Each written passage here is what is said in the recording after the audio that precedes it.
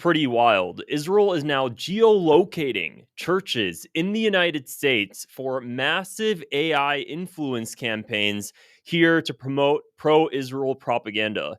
This article was posted just yesterday by the Israeli newspaper Haaretz. AI Hasbara, Israel pours millions into U.S. influence efforts targeting evangelicals in churches and ChatGPT. The article is pretty long, but it basically says the focus on Christian audiences would have been surprising before the war in Gaza, since they, and particularly evangelicals, have historically been considered the most pro-Israel group in the United States. This goes back decades. The evangelical support for Israel is probably one of Israel's main stronghold supporters here in the US.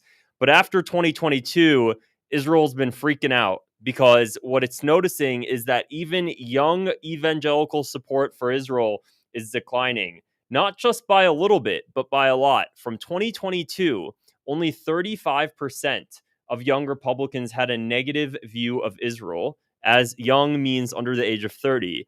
As of 2025, that number is 50%.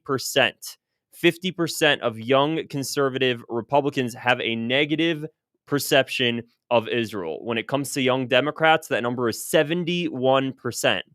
So what's Israel doing now?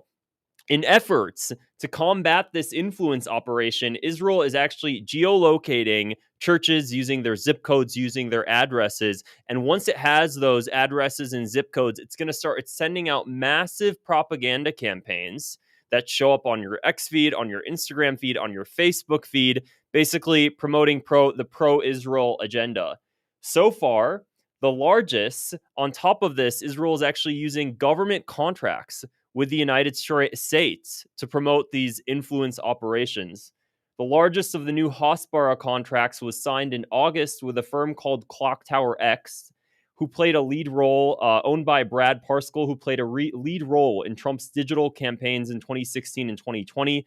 The $6 million 4-month contract calls for strategic consulting, planning, and communication services to develop and execute a broad U.S. campaign to combat anti-Semitism. And obviously, we know when they say to combat anti-Semitism, what they really mean is to promote pro-Israel propaganda. Now, here's the thing. This isn't new. Israel has been focusing on U.S. propaganda campaigns for decades, and it's already been focusing on nurturing this evangelical support since back in 1980s. This is an article I found from the New York Times on December 1st, 1981. Israel is cultivating some unlikely new friends. The article says that Israel is now giving special attention to cultivating evangelical Christians, many of whom defend the Israeli nation for biblical reasons.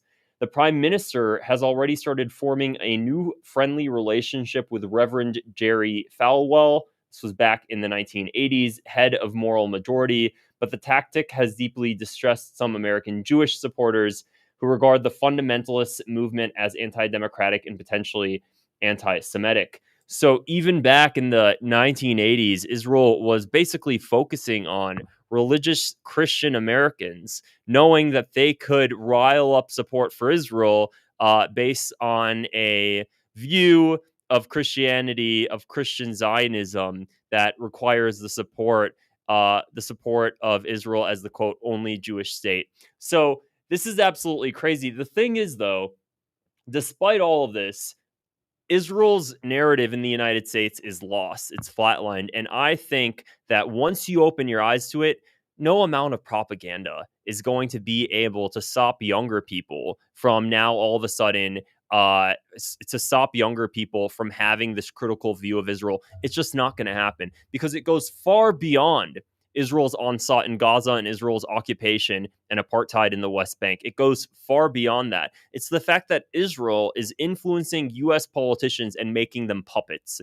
And once you see that, and once you notice the amount of propaganda that Israel is pushing in the United States, immediately now, the younger generation isn't stupid. They're going to look at that and be like, yeah, that's propaganda. I'm not going to buy this BS advertisement that I'm getting on my X feed that says we have to protect the only Jewish state and that Israel is the only democracy in the Middle East. I don't care anymore.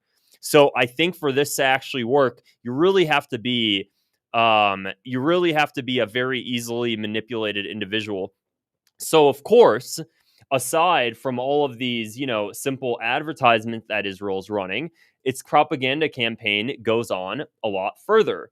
According to the filing, Parscale's company will produce, quote, at least 100 core pieces of content per month, including videos, audio, podcasts, graphic and text, and 5,000 derivative versions monthly, aiming for 50 million impressions a month.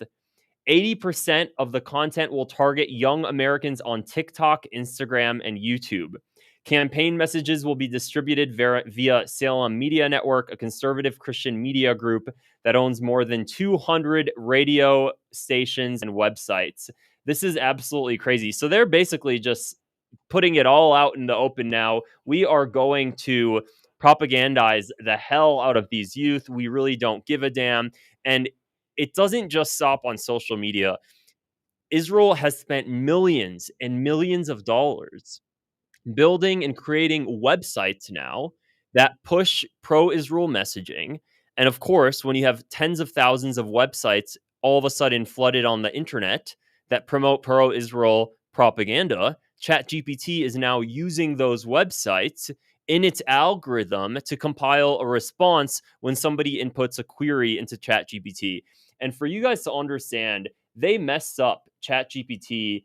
It's like at this point, ChatGPT is the biggest sort of propaganda thing I've ever seen. I'm gonna actually just pull up my ChatGPT for you guys so you guys could just see how bad it is here. Look at this. Let me see. Uh, I asked ChatGPT to just simply be negative in its response. I actually have it help me sometimes make the YouTube descriptions for SEO, and it won't even let you talk about Israel in a negative tone anymore. If I asked it to have Israel to write the word genocide in one of my descriptions, it wouldn't even write the word genocide. So this is where we are, and it says I can't promote a hostile or negative opinion on a specific group, even when I just simply mention the state of Israel. So separate from that, I just want to show you guys some of the criticism here on X that's going on all about this. Israel is attempting to influence ChatGPT responses through government contracts in first documented state effort to shape AI discourse. Whoever programs the feedback loops of AI, search engines, LLMs, and recommender systems effectively governs mass perception. Israel seems to be taking the lead, and no one is doing anything to stop them. Let's see here. With Grok, they don't even have to make these efforts because Israel is so pro-Israel on Grok. The least surprising news of the day, of course, Israel has been trying to propagandize the public for centuries. Honestly, at this point, Israel's been just the Zionist efforts to control things.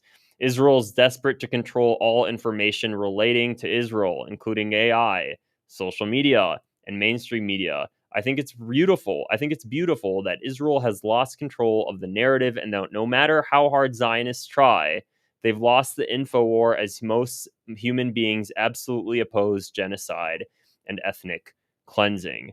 Who is this guy, by the way? Is he running? Oh, okay, I wasn't sure if this is like somebody who's running for Congress. Another valiant example of a country so focused on telling the truth it goes to such extreme measures to limit and control all forms of media in order to keep the world transparent and accurately informed. Bravo. Obviously, being very sarcastic there. Israel is actively destroying everything worthy on this planet: truth, empathy, compassion, independent technology. Gab AI, which Israel actually tried to have banned on X, and Gab AI was actually shut down on X for a bit because of the pro-Israel groups just attacking this AI bot, which has a negative perception of Israel in its responses and queries. Responds back saying, well, because of everything that the pro-Israel groups have been doing, trying to take that AI bot down. So if you say Israel is trying to control our chatbots, you are anti-Semitic. Matt Gates. I'm going to go ahead and give him a heart for that. It's like it's not surprising at all. Everybody knows this. This is kind of how Israel works, but it's reaching a point where you're just absolutely sick of this shit. I'm honestly glad watching the pro-Israel crowd go on a just completely crashing out right now. People like the Randy Fines, the Bill Ackmans of the world, Michael Bloomberg. It doesn't matter how much money they pour into this. It's simply not going to work out. And sure, you might be able to manipulate, a few people here and there, especially when you start trying to do these propaganda campaigns on social media with influencers and whatnot. But the vast, vast majority of people are going to see right through the BS. And it only takes just a few minutes to really see what's going on and to see what Israel's doing for people to stand up and be like, okay, this is absolutely ridiculous. This is not okay. It's not okay with what they're doing to Palestinians in Gaza and the occupied West Bank. It's not okay how they're controlling American politicians here. And we're starting to see politicians get elected because of the fact that they're anti-Israel, not despite it, but because of it. And that's going to keep growing. And it's honestly been a joy. It's been a joy watching the pro-Israel side crash out over this, because honestly, it's been enough. It's been enough. So, let's see here. I think that's really it for this video. And appreciate the support, guys. If you click the subscribe button below. Otherwise, I will see you guys next.